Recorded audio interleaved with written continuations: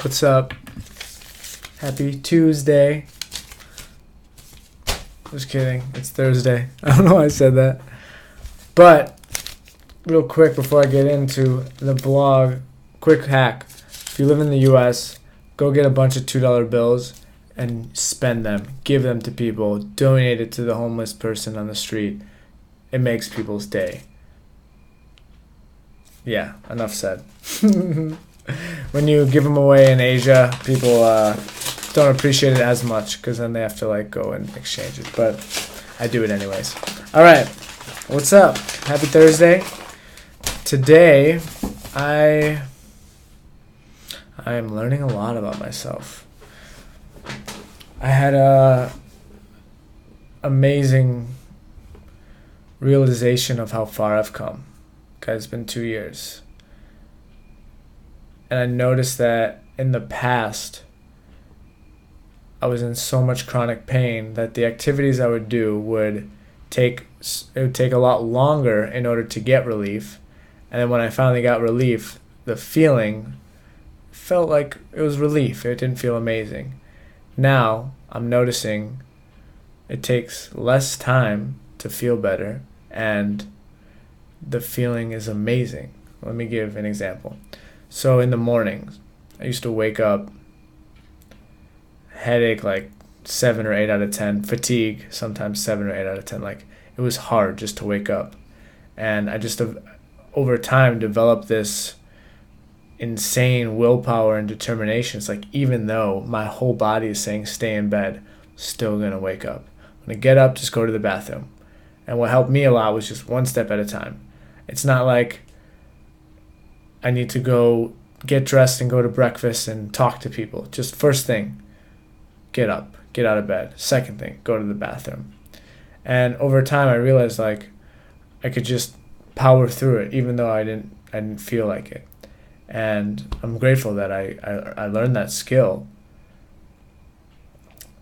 Also, sometimes it was really challenging. I just couldn't do it, and I had to even forgive myself and love myself even more. It's even though I know the first step is just go to the bathroom, I still went back to sleep till noon or 2 p.m. or whatever. But now I'm realizing it's that level of pain is going down. So now sometimes I'll wake up, fatigued, but it's 3 out of 10. Or I have a headache, but it's 4 out of 10 or 2 out of 10. And it's so easy for me to get out of bed because I'm just 5 out of 10? Yeah, let's get this. It's not, I guess, as debilitating. And I'm just noticing and just tracking my progress and talking about how it's just another way to show, hey, I got this, to prove to this mind looking for evidence that it makes sense to be optimistic. And so now when I wake up, sometimes I don't feel great, but it's I can 8 o'clock get up, I do my breathing, and then usually the breathing exercise, boom, it brings me relief, but then it takes me to a beautiful place. If that's not the case, journaling, which can help. And I really like journaling. It's a beautiful way to tap into your infinite creativity inside. Great way to get out a lot of the dirty water, as I like to say. If you think of your creativity pipes like a hose that you haven't used in a while, when you turn on the hose, the dirty water comes out at first, and then next the clear water comes through. So journaling helps with that. But it also is a way to kind of distract from the pain in my body. Let's just write. Let's just create and express. So I do that. I guess I'm just explaining my morning routine right now. So Buteyko breathing, morning pages, where it's 10 minutes of writing. And then I do meditation. And at this point, sometimes I'm feeling really good. I'm feeling inspired. I wrote ideas. Sometimes I have I'll write about, what do I have to do today? What's the most important task today? Or what's the big achievement I'd like to do today? Or what am I afraid of today? Whatever. I usually just feel good. And then I meditate like this. I make that face when I meditate. And sometimes in the past couple of days, there's been times I just didn't want to stop meditating. It felt so good. And 2 years ago, I was meditating just to I was like, oh, this is taking so long, holy crap. Or I was in pain. I was like, this sucks. Now I've just like emphasized this pain that's in my life, and I'm meditating. One of my meditation teachers, Toby, who I love so much, I think he watches the vlog. I remember when I was on his retreat in South Thailand, he was guiding me to move into the pain, to meditate deeper into it and go and see if it has a center. And I remember asking him, I said, it's a black hole, there's nothing there. And he kind of said, okay, well, I guess you have to accept it and surrender. Or maybe I think I said like, so what do? I surrender to it and accept. And then his next words were, well, what's your other choice? And we were on the beach, and this was like day 2 or 3 of the silent retreat, and I just started crying and just bawled. And I was like, wow, like what can I do? This is hard. This hurts. This is hard. A little side story there. But yeah, so I meditate, and now it feels good. So this was like a year and a half ago when I was like, meditating was painful, and I'm crying and resisting, and now I'm just like totally blissed out. So I'll meditate for like 10, 15, 20 if it feels really good, 25 if I feel really, really good. And then we'll see. And then I do yoga. And I've just gained so much confidence in this routine, but also in like my body. Like, hey, maybe I don't feel it right now, but I'm just 5 minutes of yoga away. I'm just 10 minutes of breath work away. And to me, to grow out of this fear-based mindset that I've had, where I'll be in pain, I'll have a headache, and then I'll project the future based on the lenses of the present moment. So it's, for example, like right now, I'm a little bit tired. And so if someone says like, hey, you want to get breakfast at 6 a.m. next week?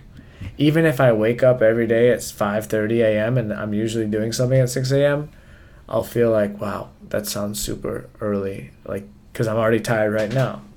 And so I don't think that was a great example because I don't wake up at 6 a.m. But I've noticed when I'm in pain, it's really hard to make plans and commitments. But I've been able to like train myself to realize, hey, this pain is temporary. I'm going to feel great. And like have this confidence and trust that I'll be able to do things and able to follow through. And I think it goes far beyond just chronic pain. It's more just like when there's any doubt, when there's any anxiety or fear, it's more just like leaning into that and trusting that like it's going to work out, that the universe is going to allow you to do what needs to be done. Yeah, so I'm feeling good about that.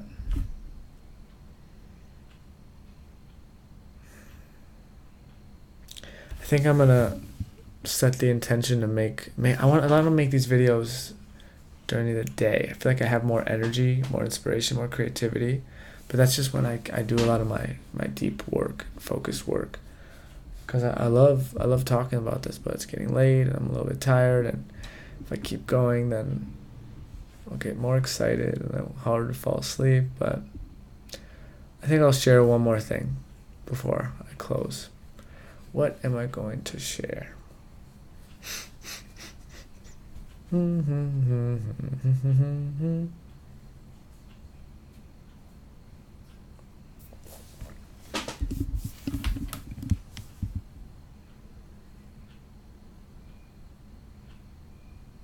right, I've got something. Thanks for waiting.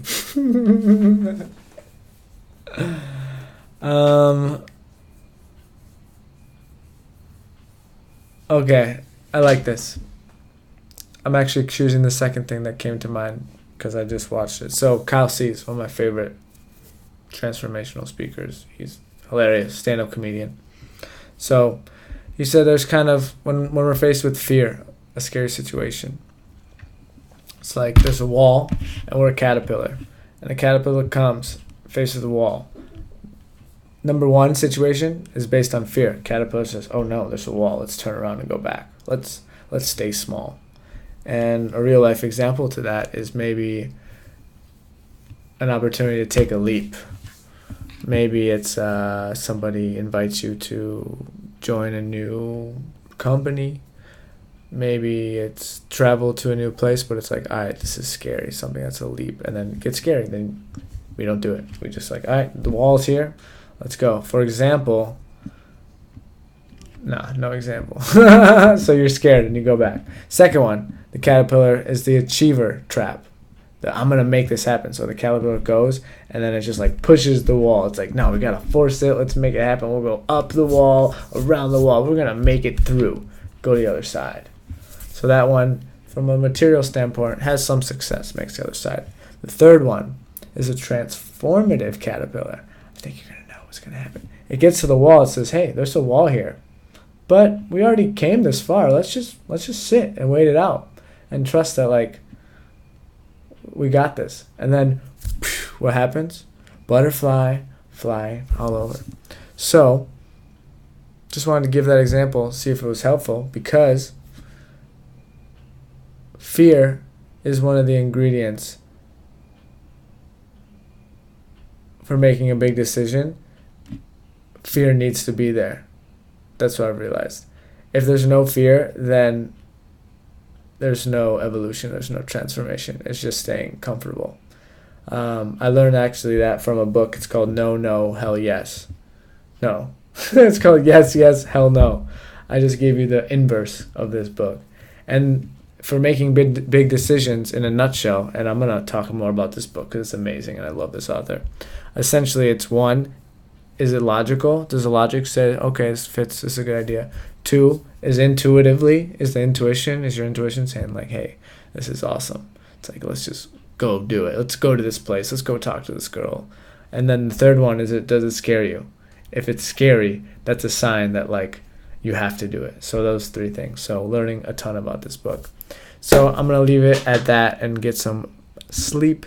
Also had a beautiful, beautiful meeting with my friend Willow today, who's just awesome. She's a coach. She's running retreats. She's writing a book, really inspiring, and just made me feel like I'm on the right path with my service business and doing these videos and stuff. But she gave me a great insight of realizing like what is my unique ability in the world of coaching, because right now I'm kind of spread really thin. I'm helping people with, I've got health and wellness, where I'm coaching someone on diet and exercise and helping them come up with like eating with their intuition and not overeating, and intermittent fasting and stuff like that. Helping some people who have chronic pain and working with their life that way. Helping some people just grow their business, and then helping someone else with stress. And so it's just like different areas. And I realized what I'd like to be.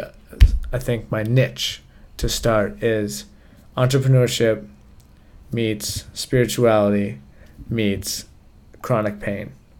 So anyone who's in chronic pain but wants to start a business or has a business and also is looking for spiritual growth, I think that's just what I've been living for the last 2 years, and I'd love to help people with that. So if you know someone, let me know. Otherwise, I'm just kind of saying this so I can remember myself. All right. Have a good night. Thank you for watching. Happy Thursday. And we'll leave it at that. La cucaracha, la cucaracha, pa pa da pa da pa pa pa. It's time to go to bed. Yeah. Time to go to bed. Whoa. Time to go to sleep. Time to count some sheep. Do not say a peep.